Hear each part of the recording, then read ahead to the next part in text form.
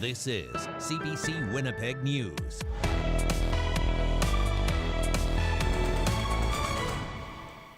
Good evening. Thank you for joining us. The charges laid against alleged serial killer Jeremy Skibicki earlier this month have raised questions about an assault charge stayed against him last year. The Crown said the alleged victim in that case, his estranged wife, was an unreliable witness. As CBC's Andrew Wilds reports, advocates say this kind of decision happens all too often. This is where the woman learned that Skibicki wouldn't be tried in court. The woman's mother told CBC her daughter was devastated. We aren't naming either woman to protect their identities. We were furious and couldn't believe that he needed to be off the street because he was dangerous, and my daughter yelled at the Crown. The Crown said the woman was an unreliable witness because of memory issues she'd mentioned in court in another case against Skibicki. Her mom said those issues came after having post-concussion syndrome from being punched and hit in the head with a cane by Skibicki. Ontario lawyer Pamela Cross says, unfortunately, the legal system is just beginning to grapple with the unique challenges of domestic violence victims. Traumatic brain injury, it turns out, is very, very common for survivors of intimate partner violence who have been pushed up against a wall, had their head banged against a wall, against a piece of furniture, against the floor. Advocates say victims struggle to be believed and are often dismissed. Often the abuser can come across looking much more believable because he's not traumatized. He hasn't been harmed. Victims get punished at every angle. And then all we have for the perpetrator, slap on the wrist. Skibicki is now accused of killing 4 women. Police allege Skibicki killed the first woman just 3 months after his wife's assault case was stayed. But law professor Brandon Trask says it's important to remember prosecutors have strict rules to follow. They need at least a 50% chance of conviction to proceed. The prosecutor is not permitted to just say, well, you know, we think there's only a 10% chance that this could result in a conviction, but hey, we'll let the court decide. The province says all new Crowns are trained in how to prosecute domestic violence matters. But experts say state charges like these can cause the victims of domestic violence to feel like they've failed as witnesses, when actually it's the system that failed them. Andrew Wilds, CBC News, Winnipeg. Overwhelmed by a huge backlog of surgeries, Manitoba is now sending patients outside of our province for help. The CBC's Ian Frey shows us how the province is drumming up interest. For months now, Manitoba's been offering out-of-province hip, knee, and spinal surgeries to shrink the wait list here and get people their operations quicker. It may sound like a good opportunity, but so far demand has been lacking. Referrals and word of mouth can only go so far. We'd want to give everybody the opportunity to consider the option. And I perhaps don't think it's as widely broadcast as we would want it to be. To address this, the province is issuing hundreds of letters to people waiting for a hip or knee replacement. They'll be told their surgery could be in northwestern Ontario, Fargo, North Dakota, or Cleveland, Ohio. Dr. David Mateer is with the government-run task force trying to reduce the surgery wait list. We're just trying to ensure that we have a heightened awareness of these opportunities throughout the province. Uptake for these operations has been slower than expected. That surprises Kim Carrillo, the first Manitoba patient to get surgery in Ohio. Why aren't people signing up? Like our list backlog could go down a lot faster if people would sign up for out of province. But it seems like some people are scared. Doctors Manitoba, however, isn't surprised. Patients must meet certain medical criteria, and travel can be difficult, especially for those with mobility issues. The physician advocacy group says out-of-province surgery may be a short-term temporary option to help reduce the backlog, but the primary focus should be on adding capacity right here in Manitoba. The task force says it's working on that as well. At this point, 140 Manitobans have gone under the knife out of province, and 140 more appointments have been booked. Ian Fraze, CBC News, Winnipeg. A well-respected and, in fact, award-winning job training program for people in Winnipeg who face barriers to employment is shutting down. As CBC's Cameron McLean reports, it comes after 2 years of failed funding negotiations with the province. Where do you think you would be if you hadn't had this opportunity? Dead. Daniel Peterson is one of hundreds of people who have gone through the training program at Build Inc. After time in prison and struggles with addiction, Peterson says the program gave him confidence. It's just like being a part of it's like another family. So I don't know, they've given me a lot. Love, compassion, it's understanding. I get a lot through this. Build has trained people to do interior renovations for 16 years. After government funding ran out, the social enterprise has funded the training program with money from renovation contracts. Executive Director Sean Hogan says they've been negotiating with the province for a new funding arrangement for 2 years. Recently, he says the province told them they would only fund them if they stopped working with people involved in the justice system. Hogan says he doesn't understand why. I expressed that we weren't happy with that, and then about 2 weeks ago they told us that they wouldn't be moving forward with us on a social impact bond or funding. Hogan says the training program is not sustainable without government funding, although Build will continue its business renovating low-income housing. Which is okay, that can exist that way. But we are going to, there's going to be 50 to 100 people in this next year that are not going to get an opportunity in Winnipeg's North End that could have had an opportunity to make a better life for themselves. People like Daniel Peterson. Cameron McLean, CBC News, Winnipeg. Now, a spokesperson for the provincial government provided a statement to CBC late this afternoon. The province says it has issued a request for proposals for $2 million in training initiatives that will be available in 2023. All organizations, including Build, are invited to apply. Some of the city's most vulnerable people are gathering tonight out of the cold into a nice warm space for a Christmas meal. The Salvation Army is putting on the meal with all the fixings at its Center of Hope. And that's where we find the CBC's Austin Grabish tonight. I'm joined now by Mark Stewart, the Executive Director of the Center of Hope, which is where we are tonight at the Salvation Army. Mark, thanks for joining us. Thank you, yeah. How many people are you expecting to come for a warm meal tonight? Well, we're expecting over 600, but we prepared over 1,000 meals because we're going to be feeding people over the next 3 days. Tomorrow we're going to be feeding Lighthouse Mission, which is a partner in our community, with 300 meals. And then again on Christmas Day, we're going to have another Christmas dinner for everybody that lives in the building, as well as give everyone that lives here a present. That's really nice. And you're also going to be going out to some of the homeless encampments and making sure those people get fed as well, I understand? Yeah, so tomorrow we're taking out our ambulance and we're going to be going into all the camps. We're taking about 150 meals, so anybody that couldn't make it to dinner tonight, we're just going to make sure that we're out there giving everyone a meal. Now, it looks like this is going to be quite the night here. It looks like there's going to be some musical performance in the room. Tell us why tonight is significant. How often do you put on this dinner, and what makes tonight so special? Well, it's very special for us because we haven't been able to do this in a couple of years. So this is an annual event that we've always done. At some points, we've had up to 1,400 people show up. So we haven't done this in a couple of years. This is just something, it's a gift that we can give back to our community just to say that we care about you. You're worth something, and we just want to show you dignity. So. 1,400 people coming, that is a lot. I'm curious to know how much food you need to feed everyone. I can't remember all the details, but I do know that we're serving about 1,200 pounds of turkey, so it's a lot of food. That's a lot of food.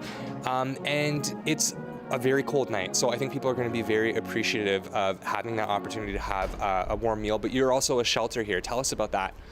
So we are a shelter. We're the largest shelter in Winnipeg. We have over 345 bed spaces a night, and that includes children. So we have a family shelter as well.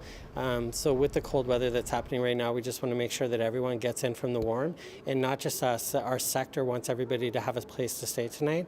So we're all working together, Slow Mission, Nadina Waymak, and Homelessness Winnipeg, Slow Mission, If I forgot somebody, I'm sorry, but we're just trying to get everybody into a warm spot tonight, and we have open spaces tonight. All of the people that are out on the street tonight, if the other shelters are full, will be directed to our shelter just to make sure that everyone is safe. Mark, Stewart, thank you so much for your time today. We appreciate it. Thank you very much. We'll send it back to you. Thank you very much. That's our Austin Grabish reporting tonight. We talked about last night that it might be a possibility. And sure enough, storms in other parts of the country have been causing disruptions today at Winnipeg's airport. At least 6 flights have been canceled, possibly more. Dozens have been delayed, sometimes by hours. Michelle Rosé is with the Winnipeg Airports Authority. The storms hitting out west are a little bit larger than usual, so those are probably compounding a couple of those delays. But in terms of winter storm delays and so forth, it's what we might typically see. Rosé advises travelers to stay in touch with their airline to get any of the latest changes on their flights and the schedules. Vancouver's airport is the hardest hit in the country now. Officials in Vancouver also warning of disruptions caused by all the snow they had the other day.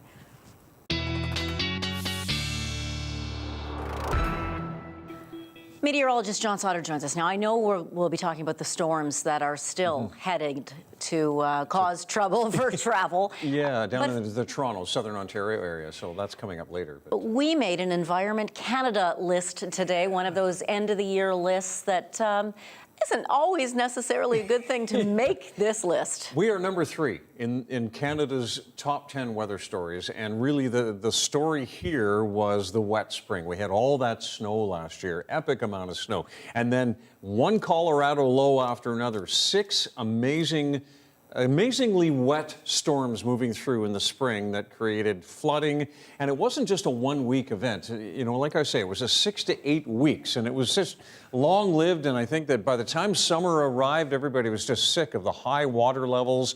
Docks were flooded, roads were flooded, communities had to be evacuated for long periods of time. So that was the number 3 on the list of Canada's top 10 weather stories. Of course, number 1 was Hurricane Fiona that hit the Maritimes. And wow, lots of weather last year to talk about. The weather right now here is quieter, certainly drier. That's typical with colder air. Minus 23 right now. Now, the reason we're not in an extreme cold warning right now is because of this. Winds fairly light at only 9 or 10 kilometers per hour. They will start to pick up heading into Thursday. I'll have more on that in a second, but we're going to see probably some blowing snow Thursday and Friday. Right now, minus 23 degrees. Best we did today was about a minus 22. Lots of cloud around, and at any time we see this cloud over the next couple of days, or tonight and tomorrow anyway, we'll see just periods of light snow falling out of it. A little bit more organized snow to the south of us, moving through Minnesota, but snowfall amounts, decent. I don't think you should put away the shovel just yet. Doesn't really show up a whole lot on Futurecast, just looks like cloud and wind. And by the time we get to the afternoon on Thursday, winds will be gusting to 50 out of the northwest. So we can expect some reduced visibility in open areas Thursday night and on into Friday. And right through the day Friday. By the time we get to Friday morning, northwest winds could be gusting to 60. You see skies clearing here, and despite the sunshine on Friday afternoon, still in open areas. Don't be fooled. We could have reduced visibility just in time for Friday night and Saturday, and people heading out onto the highways to do some Christmas visiting and that sort of thing. So the timing is not great. If you can delay until Saturday, or at least check highway conditions late Friday for the latest on visibility, etc. And I'll be keeping you up to date tomorrow. This is a 24-hour snowfall that just came in, just updated on the graph model. I think Winnipeg might be between 3 and 5 centimeters by this time tomorrow. Slightly higher amounts out to the east, slightly less out to the west of the Red River Valley. But certainly occasional light snow tonight and tomorrow, or periods of light snow. Minus 23 overnight, minus 22 in the morning, and the temperature just doesn't go very far. And with this wind and this temperature, I do think extreme cold warnings will be issued once again. Not just here in the south, but across into northern Manitoba as well. All right, by the fireside, let's unwrap your next few days. Friday, with the clearing, some blowing snow. High of minus 21. And both days on the weekend, Christmas Eve and Christmas Day, highs only around minus 19. And both mornings, temperatures will be around minus 26 to minus 27 degrees. Weather Update is brought to you by Home Equip, your trusted local source for Pride Mobility scooters. From sales to rental and repair, our team is here to serve you. Well, this is December 21st, the day of the winter solstice. I believe John told us last night it arrived this afternoon at something like 3:48. Is that about right, John? Yep. Yeah, about all right. Students from Isaac Brock School performed songs last night in Anishinaabe-Moan and Inina-Moan at a winter solstice event. It was a fundraiser for a local charity which preserves and promotes Indigenous languages and cultures here in Manitoba. CBC videographer Tyson Kostyuk was there. Winnipeg One School Division developed the Cree and Ojibwe immersion program, and these students are part of that program. So throughout the past few years, they've been immersed in the language. So tonight we have the honor of listening to them sing songs in their native tongues. You know, culture and language coincide, and a lot of our people have lost access to the language and to the culture. So it's really important that we teach young Indigenous people the importance of their cultures and languages.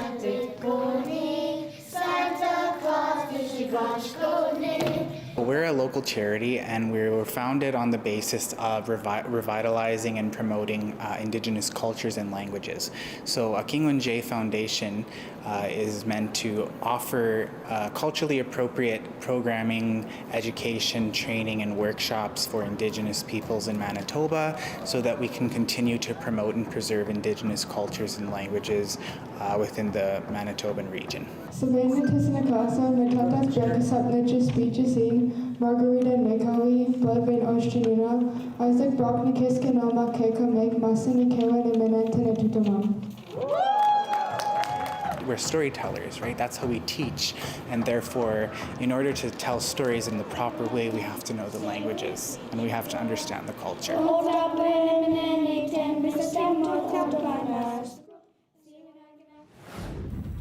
Beautiful. If you'd like to see that item again or anything you see here on CBC Winnipeg News, don't forget that you'll find it on our CBC Manitoba YouTube channel. You can subscribe, and then you'll never miss a newscast. You can get up to date whenever it's convenient for you.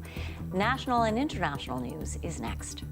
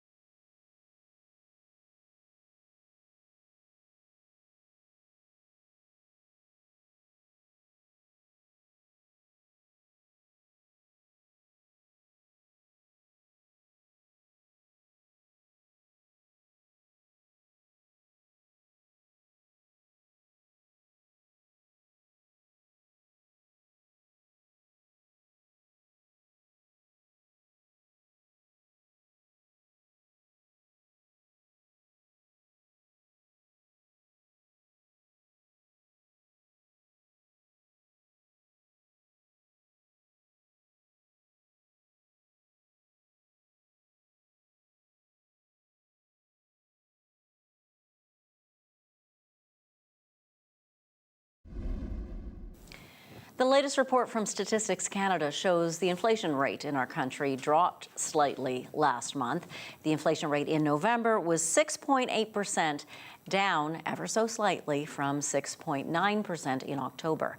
As Nisha Patel reports, while gas prices have been getting a bit lower, prices at the grocery store are still surging.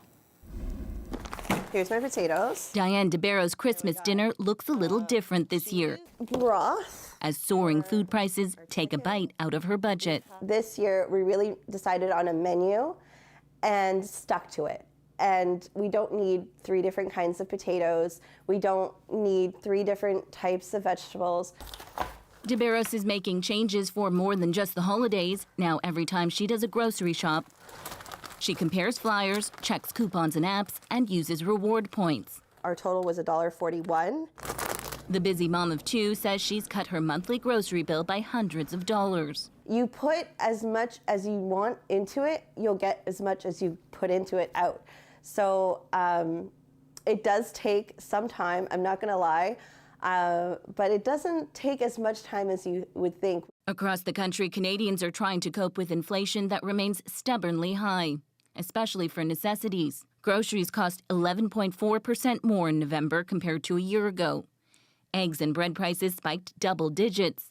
Rents are up nearly 6%, climbing at the fastest pace in 30 years. Homeowners are paying almost 14.5% more in mortgage interest. We all have to cut back.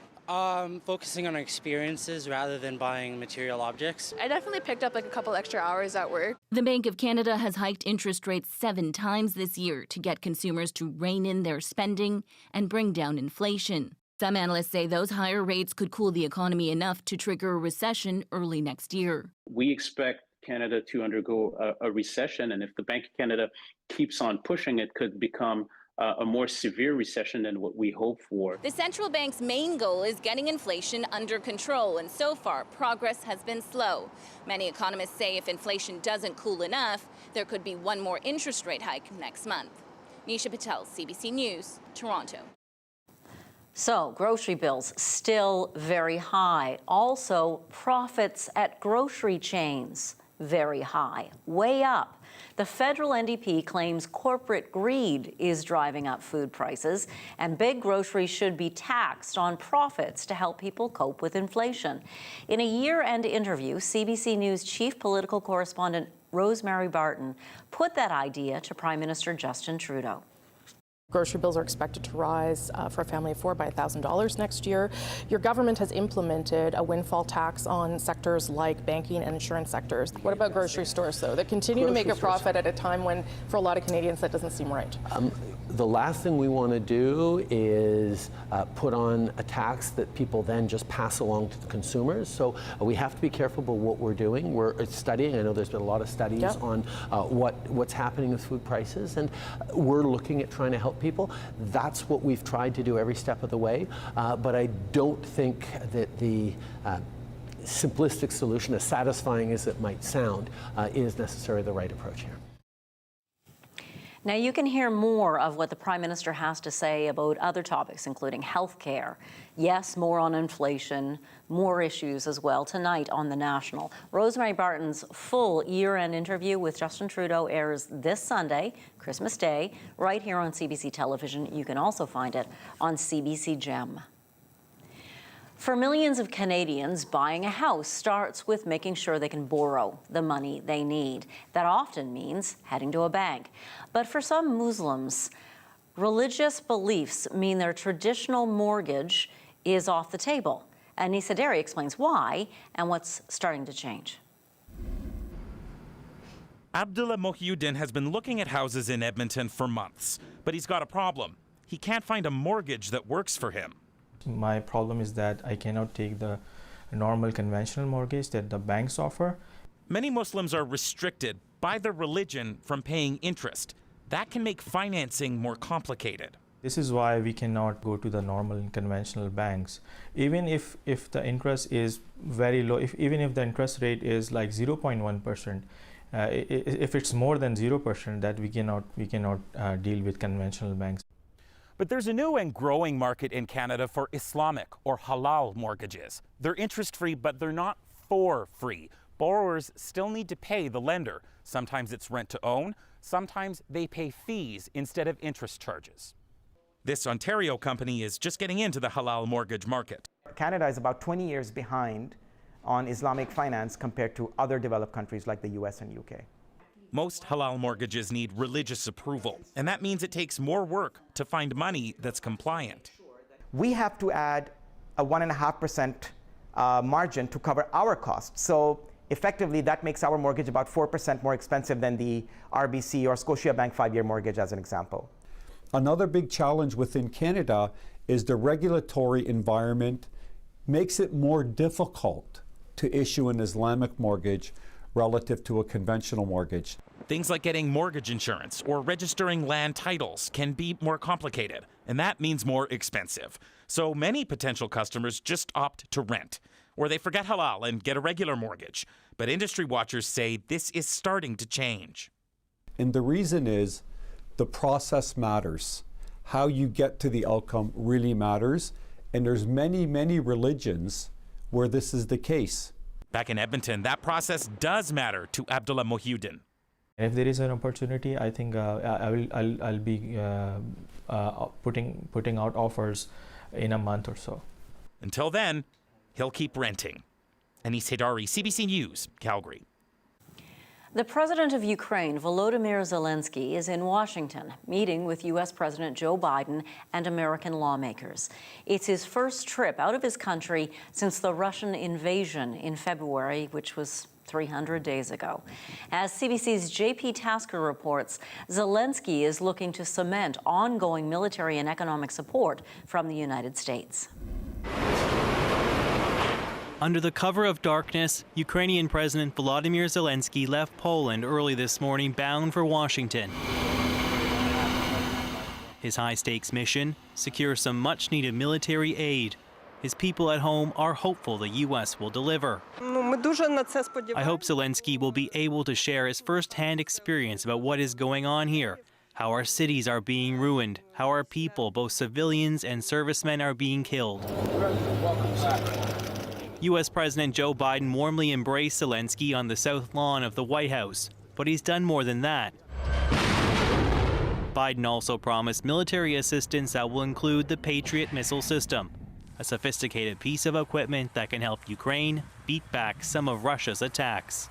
It's something Zelensky has long asked for. First of all, I really, all my appreciation from my heart, from the heart of Ukrainians, all Ukrainians, from our nation, strong nations, all the appreciation to you, first of all, Mr. President, for your big support. Ladies and gentlemen, the President of the United States and the President of Ukraine. At a news conference, Biden promised there would be more aid to come. But I want you to know, President Zelensky, I want you to know that all the people of Ukraine to know as well. The American people have been with you every step of the way, and we will stay with you. We will stay with you for as long as it takes. Zelensky will also address a joint session of Congress, part of a charm offensive to shore up support. Some Republicans have called for an end to Ukrainian assistance. Republican Senate Leader Mitch McConnell is trying to rally his party to the cause. The Ukrainian people are courageous and innocent, and they deserve our help.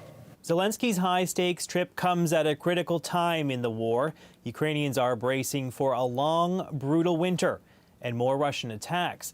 To get through it, Ukraine will need the U.S. and other Western countries on side. JP Tasker, CBC News, Washington.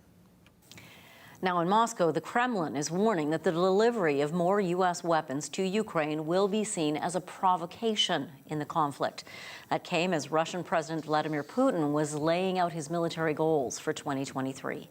Вооруженных сил и органов государственной власти к расширенному заседанию коллегии готов. Начальник Генерального штаба генерал. Putin addressed a year-end meeting of top commanders. He vowed to fulfill all of the Kremlin's aims in Ukraine. Putin says there are no financial limits on what his government will provide in terms of equipment or hardware. He focused on Russia's nuclear capability, which he described as the main guarantee of sovereignty. Putin also revealed a new hypersonic missile nicknamed Satan II and said it will be ready for deployment soon. The war in Ukraine has brought more than 100,000 refugees to Canada. Many of them have settled here in Manitoba. Communities, businesses, and individuals right across the country are stepping up to support these people who've been fleeing the fighting. And sometimes that support seems to come from unexpected places, like the restaurant in Calgary that hired 4 cooks who fled the war earlier this year. CBC's Alison Dempster has their story. In the kitchen at Pilov Central, a Ukrainian comfort food staple is being prepared. Dumplings called vareniki. They're part of a traditional Christmas menu on offer this month, prepared by 4 refugees from the war. Mariana Yurchishin is one of them. Through an interpreter, she says she had to leave her home in Drohobych in western Ukraine to keep her 2 children safe. And we don't know how safe we can be in that country. The restaurant has become a kind of refuge for Yurchishin and its 3 other Ukrainian cooks. Ironic, since one of its owners is Russian. We decided that we would give an opportunity to Ukrainian newcomers because we wanted to make some change. Elena Pinkasov says she wants to show that not everyone from her country supports the invasion. It is important for me because 23 years ago I came to Canada, immigrated to Canada from Russia, and I felt nothing less than being very welcomed, and I felt the kindness of the Canadian society, and it really made me fall in love with this country because I felt so welcome. And I do want for these ladies to also feel the same and to hopefully stay here and feel part of this country. Мы с мужем как бы всегда мечтали. Olena Aloshina is from central Ukraine. She says she doesn't plan to go back. She and her husband have long dreamed of moving to Canada. При даній ситуації, яка звичайно є в країні. But Yurchishin says that's a decision her family is not ready to make. She says her parents are still in Ukraine and she wants to return to them. Pinkasov says whatever her employees decide, she wants them to know there's a path toward a new life here. I don't believe that politics should come in between us. And that they'll always find a place of peace in her kitchen. Alison Dempster, CBC News, Calgary. Still ahead tonight, as we look at the beautiful lights in our city, we'll take you to another Canadian capital, the capital of the country, actually, to show you their light show. And John will bring us his Manitoba forecast. You're watching CBC Winnipeg News.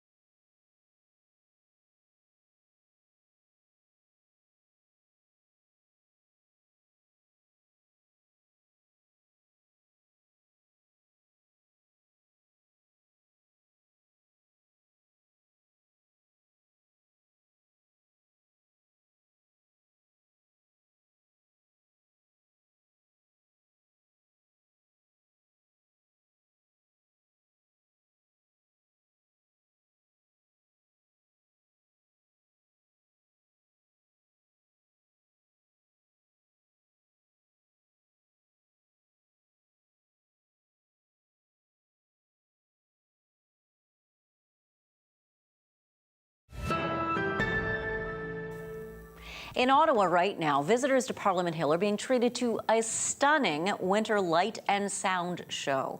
CBC's Marina von Stackelberg checked it out for us. Iconic Parliament Hill, awash with light and sound over the holidays. The annual multimedia projection draws in tens of thousands of spectators. This family visiting from BC just stumbled across it. It was awesome. Yeah, I really love the lights. It's so cool. It was so cool. It's so cool. Others visit the nation's capital just to see it. It's our first time here in Ottawa, and the first time we see this beautiful show. It's put on for free by the Department of Canadian Heritage. A great opportunity to put on your toque, your mitts, get your family and friends to come on out down to Parliament Hill and watch the most amazing projection show that we put on one of the most iconic, if not the most iconic buildings in our country. This year's show tells the story of light traveling across Canada. It's about discovering what winter looks like in Canada and how light comes back, at the winter solstice. It's the start of a new cycle. A Montreal production company is behind this display. More than 30 people work for months to create the concept, script, and illustrations. They design the sound, lighting, and program the whole show. The projection equipment needs to be set up every night. It can be tricky to make sure the images fit perfectly. You have to take in consideration the size, the color of the building, the reaction of the projection on that kind of stone, which is quite dark. A holiday light show has been part of Parliament Hill for nearly 4 decades. Over the years, the technology has advanced. Some locals come every year. This is probably the most spectacular version I've seen. Yeah, it's pretty impressive. Just the way the lights line up with all of the architectural details, not just the windows. Being out in the cold, it's kind of heart-warming, makes me feel patriotic. A display of Canadian pride running all through the holidays until January 8th. Marina von Stackelberg, CBC News, Ottawa.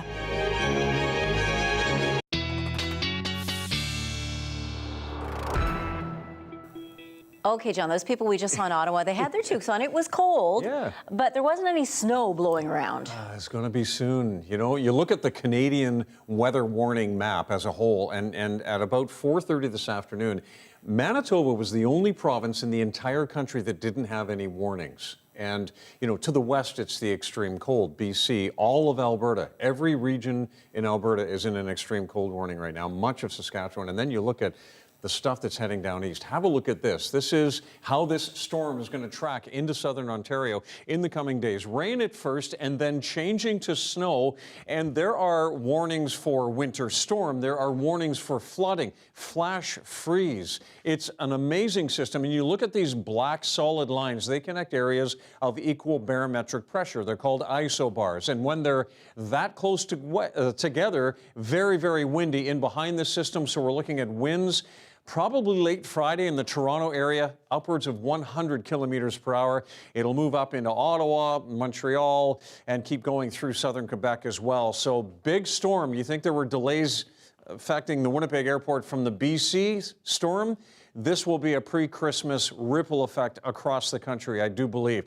Temperatures right now, minus 22 to minus 24, all around the Winnipeg area, Red River Valley, and similar out to the west and out to the east. As a matter of fact, even you head up into northern Manitoba, and temperatures don't vary too much from the south. It's actually even a little bit warmer, but very windy around Churchill. This morning, the blizzard warning ended in Churchill, but still winds are gusting to 60. We've got periods of light snow tonight, even a couple of centimeters around Dryden, and even in the Kenora area could pick up a dusting of snow. Periods of light snow here in the next 24 hours could stack up to 3 to maybe 5 centimeters. Similar for areas out to the west. We've got periods of light snow tonight. A trace to a couple of centimeters, and then across the north, couple of centimeters in the west, also in Thompson, and a couple of centimeters around Gillam. 2 centimeters Churchill, still blowing snow and reduced visibility, and that will continue through the day tomorrow. Warmest numbers on the map are actually to the north, the Paw, Norway House, Island Lake. Tomorrow's highs around minus 19.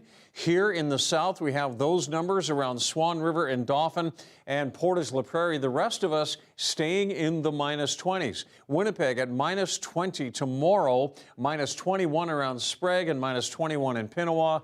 And off into northwestern Ontario, we're also looking at weather that is very cold for this time of year, minus 20 to minus 22 degrees. Oh, it's cold temperatures. You know, whenever we have a stretch of weather that's cold, people talk about it, and we love to throw around these weather terms. Yeah, we do. And there's one popular weather term that I'd like to explain right now.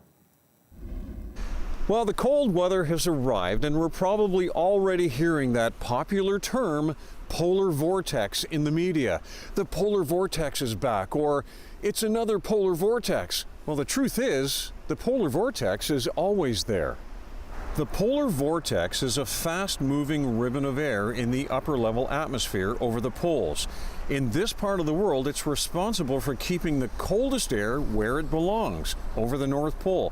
Meteorologists often refer to it as the polar jet stream. The speed of that air is really important. When it's moving faster, or we have a stronger jet stream, the coldest air is contained over the North Pole. But when the air within the jet stream slows down slightly or becomes weaker, that's when it's time to plug in the car and reach for the heaviest coat you have. A weaker polar jet stream will tend to meander north and south, allowing the coldest air over the North Pole to move southward. So it's nothing new, but it might seem like it's happening with more frequency. So why does the air within the polar jet stream slow down or weaken in the first place? Many climate scientists think that it's due to the warming of the poles and that climate change may be responsible for more cold air outbreaks in wintertime.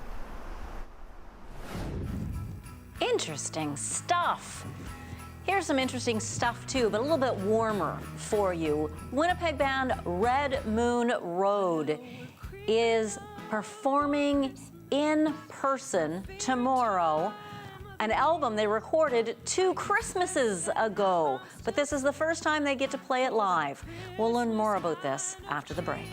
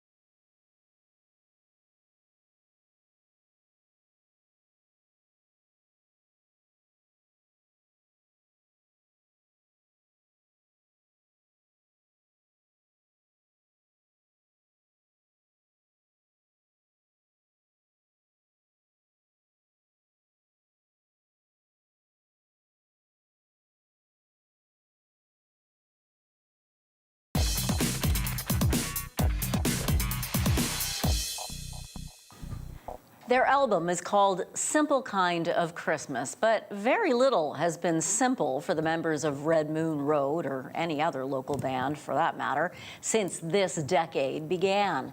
Take, for example, the video for this album's title track, shot in the height of pandemic restrictions when none of the band members could get together.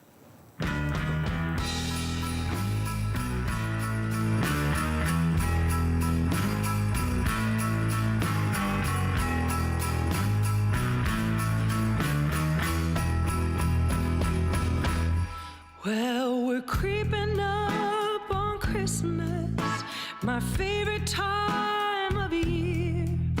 I confess that I'm still searching for that Christmas kind of cheer. You may know what she feels like, how that feels. We're now at the end of 2022, the 2nd December since the album A Simple Kind of Christmas was released, and members of Red Moon Road are finally able to perform the album in front of a live audience. The concert with a full band, new songs, holiday classics, tomorrow night at the West End Cultural Center. I spoke with Red Moon Road this afternoon. Daniel Pelican-Hoffner, Daniel Jordan, and Sheena Ratai join us now from the dress rehearsal at the West End Cultural Center. Thank you for being here and smushing together on a couch for us. It's our pleasure. We're used to being smushed in small tour vehicles, so. Well, how do you feel, Sheena? Let's start with you about finally having a Christmas without restrictions where you can perform this album live. Oh, I mean, the answer is probably pretty clear. It feels really, really wonderful. It was such a funny thing to record this when we couldn't actually play together and hardly be in the same room together. So now that we finally get to perform this music for the first time, it feels so special. We're really excited. Daniel Pelican-Hoffner, I know that you'll be singing in French in front of a hometown crowd. How do you feel about that as a Franco-Manitoban? It's kind of the best thing ever. It's something special about singing, carols that I grew up learning in my first language and being able to sing it to folks who, if they're not French first language speakers, that there are many bilingual folk that attend our shows. So being able to hear their voices sing along in the language that means so much to me, it means the world. Let's talk, too, about the challenges of making the videos that we're showing right now. One of them, right now, this is for the first Noel, and you see the three of you in 4 boxes. The other one is even more interesting a story to tell on how you managed to make this video during the height of the pandemic restrictions. Daniel, can you tell us more about the video for Simple Kind of Christmas? Sure. Well, it was during the height of Code Red lockdown, and we had planned to do a streaming show because a few of us were allowed to get together for a bit there. But when it came down to no one was able to see anyone, the folks at One Trunk Productions and us came up with an idea where they dropped the cameras off on our doorsteps where we were all sequestered and quarantined. We set them up ourselves, directed over Zoom just like this by the directors, and then we sent them the files we had gathered. They came back and picked up the gear and put it all together. And a lot of it was in front of a green screen. So it was actually Daniel Pelican-Hoffner who coined the phrase, it was Code Red green screen work. So, red and green and all that. It is amazing to me still watching it that it actually worked and how cool it is with the eternal Zoom, which is how we've all been doing business since, of course. Yeah, and we're still doing it now. Now, we're about to enter 2023. Everybody knows that musicians were hurt by the pandemic. No live shows, no singing allowed. All of that stuff, you guys having to find a way to make music when you're not allowed to physically be in the same space. Where are we now in terms of recovery for musicians, for music venues?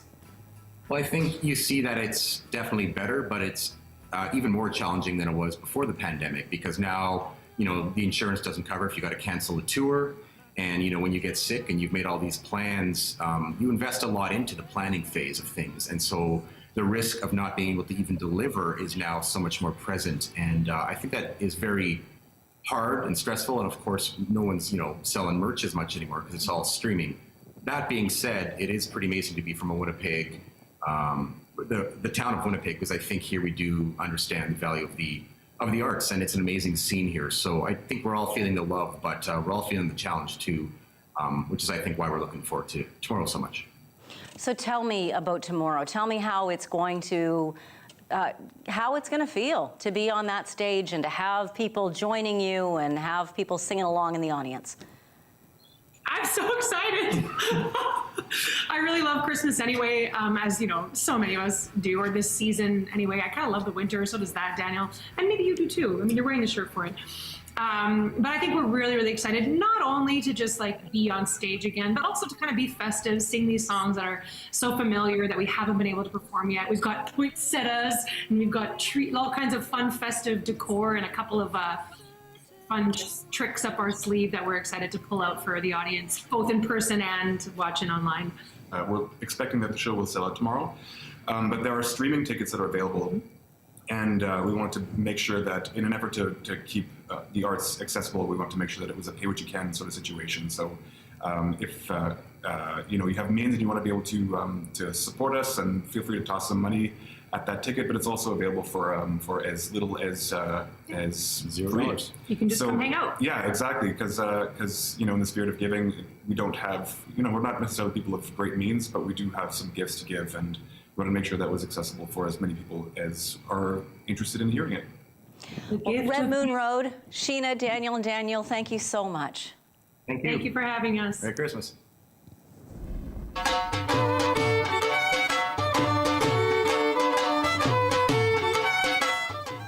Here's another way you can stay warm in this December cold. Gurdeep Pandare, Bhangra artist and educator, dancing Bhangra in the Yukon. He says he dances to create warmth, to dispatch joy, hope, positivity, and inclusivity to the world. How wonderful. Let's keep that warm Punjabi vibe going. As I say, your 7-day forecast is next, then your daily lift. Right back.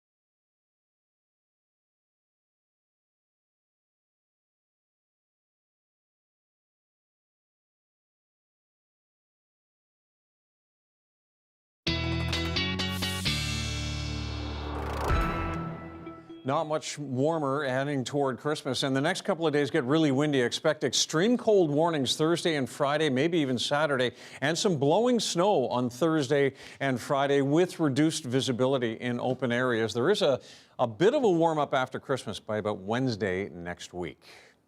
An 82-year-old crossing guard has been a fixture at a school crosswalk in Charlottetown for 15 years. She was a little nervous this week when she got called into the school. Here's your Daily Lift.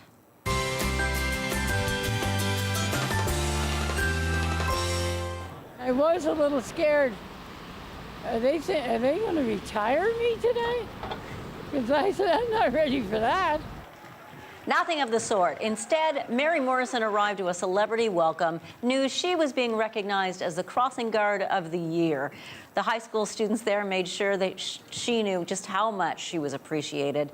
And you know, John, she says they gave her the thrill of her life. She has no intention of stepping away from her job at what's known as Mary's Corner. That's great, you know, and volunteering her time like that, it probably keeps her, you know, happy and absolutely active and social and all that good stuff. Thank you for being with us this evening. We'll see you tomorrow. Good night. Good night.